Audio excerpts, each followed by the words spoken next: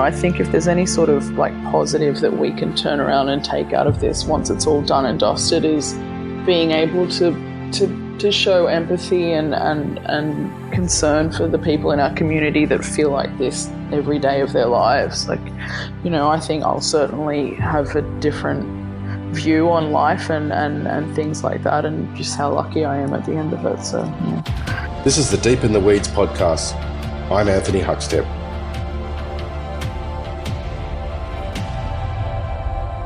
The impact of the COVID-19 pandemic has been swift and brutal, but the hospitality sector is showcasing its natural ability to adapt and keep on fighting. I've got one of Australia's best chefs with me at the moment, Jacqui Challinor. How you going, Jacqui? How are you holding up? Hi. Holding up as best we can.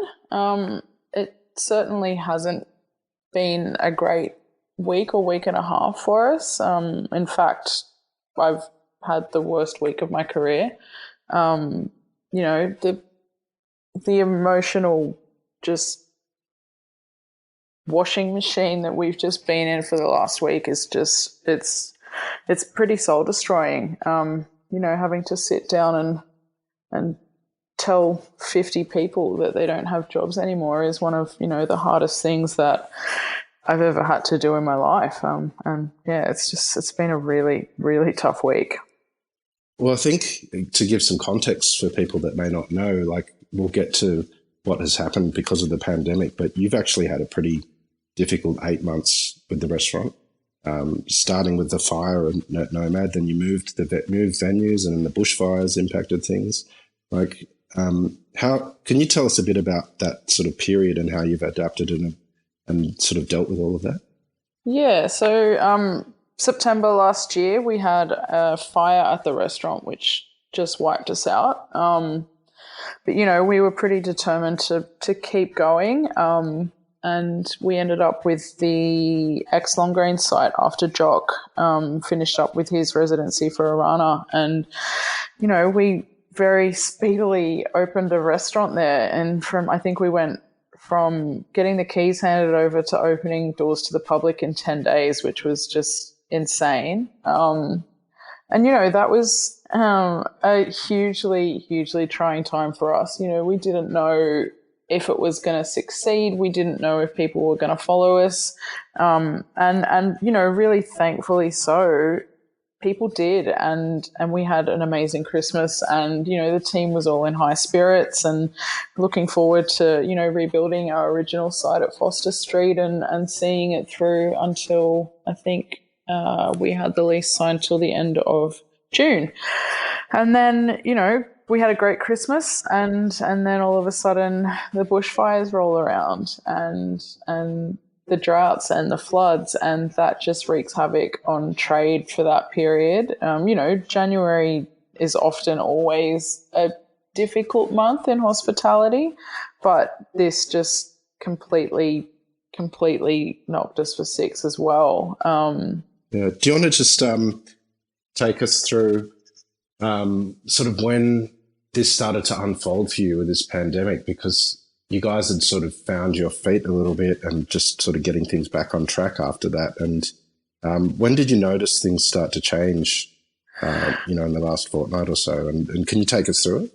Yeah, well, the you know, we knew that things were, you know, the dramas were like ever increasing and unfolding, and we were keeping an eye on things and being mindful about what we were doing. But to be completely honest with you, like we had our last week? So the week ending the 15th, we had a perfectly normal trade week, like 100%. You know, we did 300 people plus on Saturday night. You know, 150 for lunch on the Saturday, completely, you know, average week for Nomad.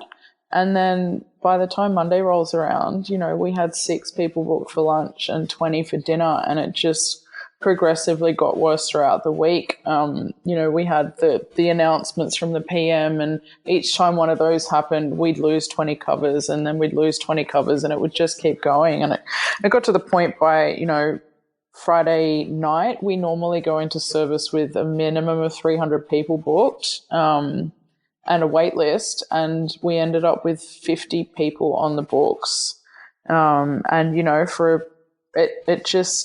there was no warning for us. You know, like we obviously were aware of what was happening, but the way that it went from a perfect trade week to that so rapidly, it just, like, I think we're all just in a tailspin, and you know, it's not like there was any sort of lead up to, you know, gradual downturn of trade. It was just instant. Yeah. But I think your response was pretty instant. One of the things that I realized was, I mean, geez, it's only last week. It feels like so long ago. When I was putting that article together about the impact of the industry, and you adapted and changed so quickly to produce veg boxes and takeaway, and it almost felt like that you were ready for it. But listening to you now, you obviously weren't. But that ability to adapt and change so quickly. Can you tell us about what you guys did to try and sort of keep the doors open? And so we straight away just opened up our whole menu to pick up takeaway food. You know, the food was there. We had it all in stock because we'd obviously, for us, Mondays and Tuesdays are big prep days for us. So we generally order up big on Saturday night so that the guys can kind of go hard and set themselves up for the week. So we had stock in-house, but there just wasn't anybody in the dining room to go through it. So we opened the doors up straight away for takeaway. There wasn't a huge uptake in that though, unfortunately. I think over the weekend we might have done about 20 orders. We set up I designed a menu specifically for Uber Eats delivery menu log, just, more of a like meze kind of hummus, dips, flatbreads, falafel, like manouche, simple sort of like that style food that I think could compete with the Uber Eats market. But we, waiting on all of the terminals and all that sort of jazz to come through. So we didn't actually ever get that off the ground.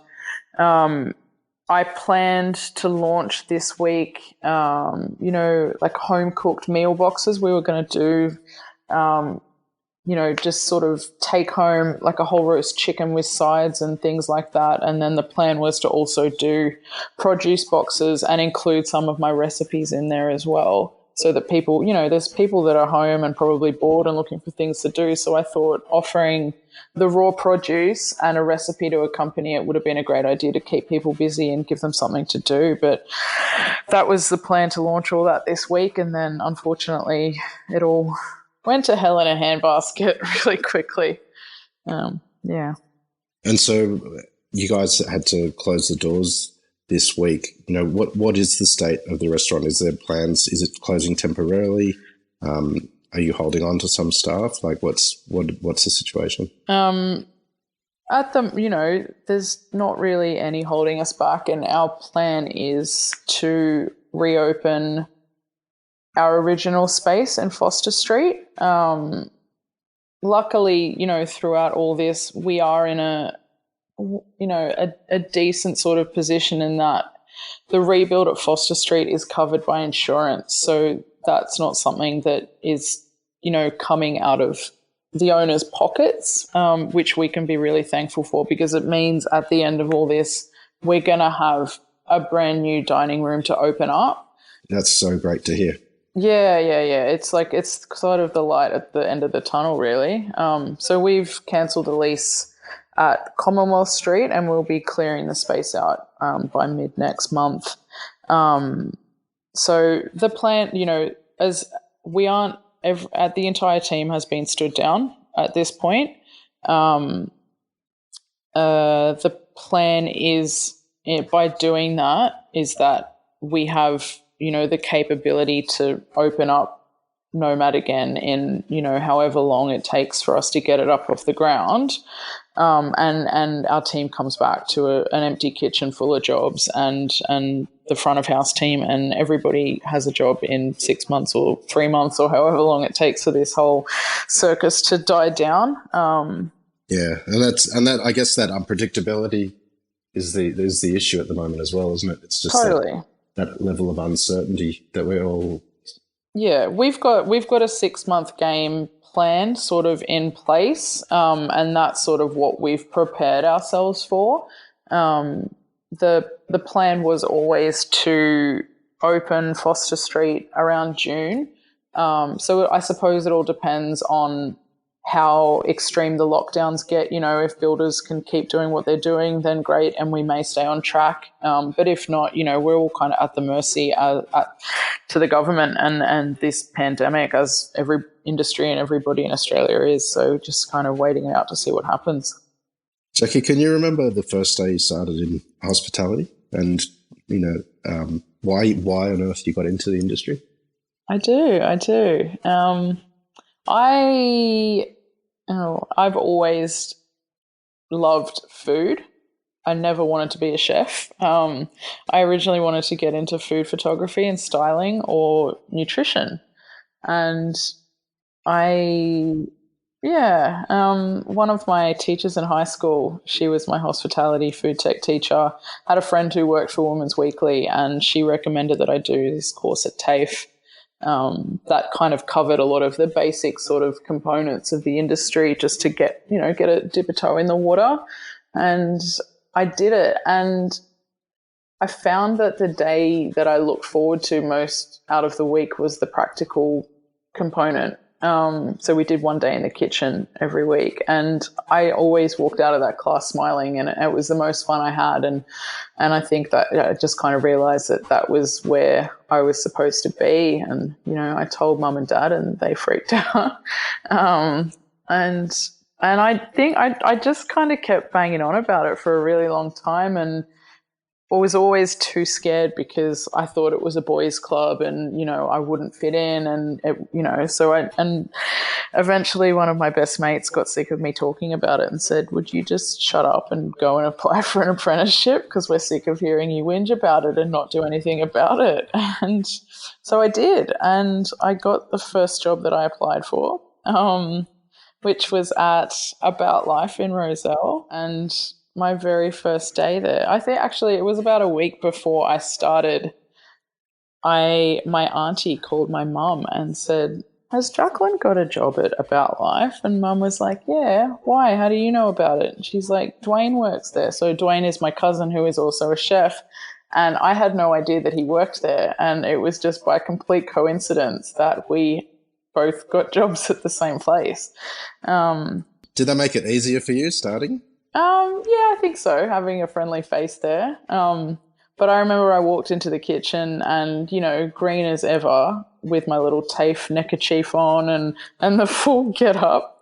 And I walked in the kitchen, and every single person in there stopped what they were doing, and they all started singing, "Jack, Jack, Jacqui."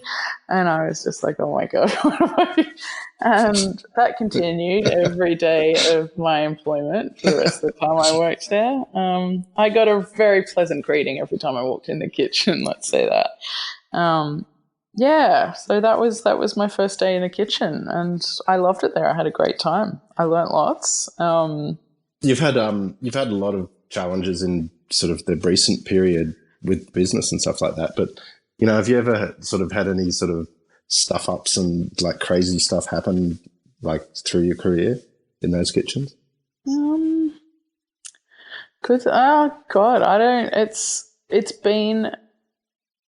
It's been a wild ride and a funny ride, and I'm trying to rack my brain for some good stories, but I just, you know, it's you know, the thing I love most about the industry, and it's kind of funny that it was the thing that scared me off in the first place, was just the banter and the camaraderie and just the day-to-day musings of kitchen life is, I think, the thing that I love the most. And I don't, you know, off the top of my head right now, I don't think I can think of, you know, one particular thing, but I just, you know, the laughs that you get on a daily basis in a kitchen, it's second to none. It's the thing I love most about being in a kitchen.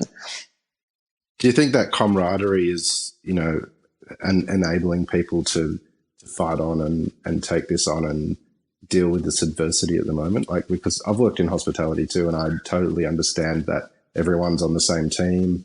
it's a pretty extraordinary industry to work in. And is that something that you think that is going to help it get through this pandemic?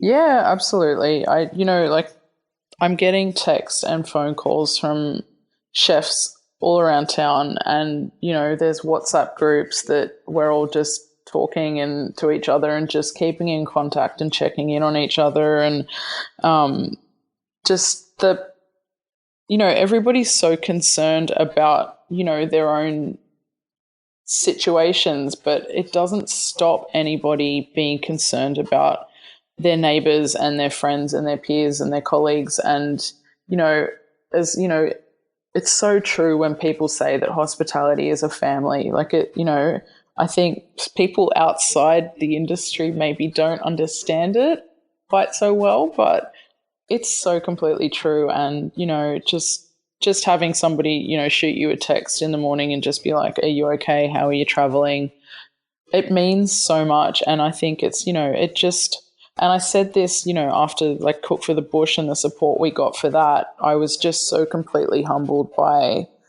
the way everybody just banded together and did what they could to help out. And we're seeing it again now, and it's a really beautiful thing. And as shitty as this situation is, it really does open your eyes to how lucky we are sometimes. And even though it might not feel like it right now, we will get through it. And there is a brighter side at the end of this story. And I think I was talking to the girls from Oz Harvest this morning, and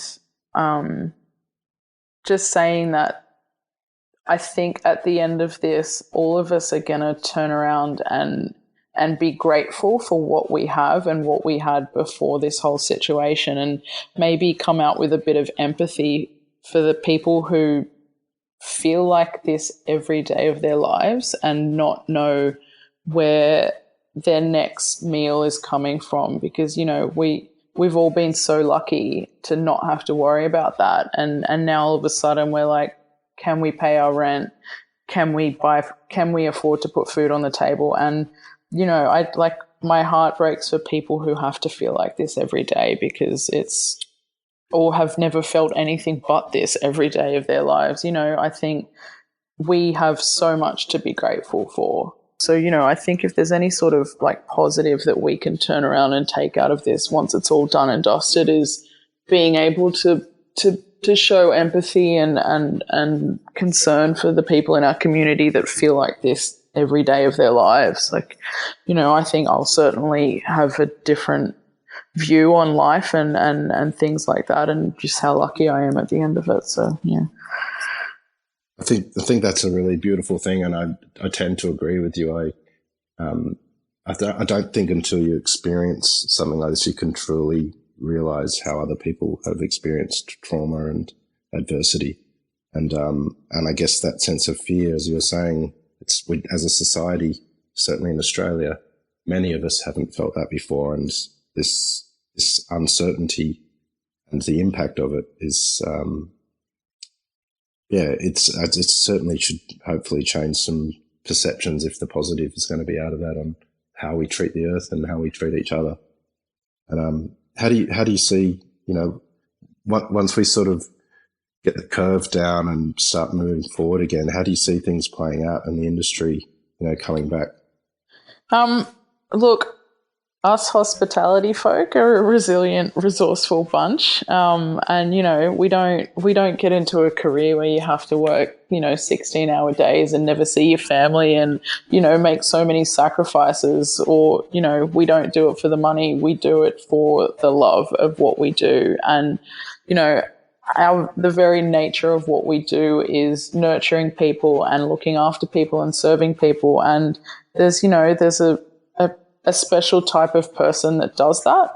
So I think we all just at the moment need to remember, why we do it and why we got into this industry, even though it's not our best friend at the moment. And, we'll come back. Unfortunately, there are going to be some venues that don't make it through this one, but, everyone will continue the fighting spirit, and they'll fight their way back. And there is another side to this, and we just need to do our part now. And as soon as this is all over, let's just get our incredible dining scene back up and running. And yeah, I don't know what else to say, but just there is another side to it, and sometimes it's bloody hard to see it. And I think it's still sinking in for a lot of people, as it is me. But I think we just need to stay positive and remember that there is a light at the end of this tunnel, and a few Negronis at the bar waiting for us all, I think. Yeah, I'm down with that, definitely. Listen,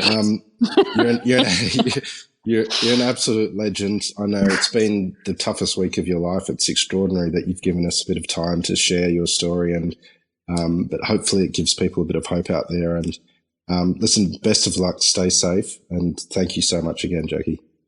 No, thank you for having me. This is the Deep in the Weeds podcast.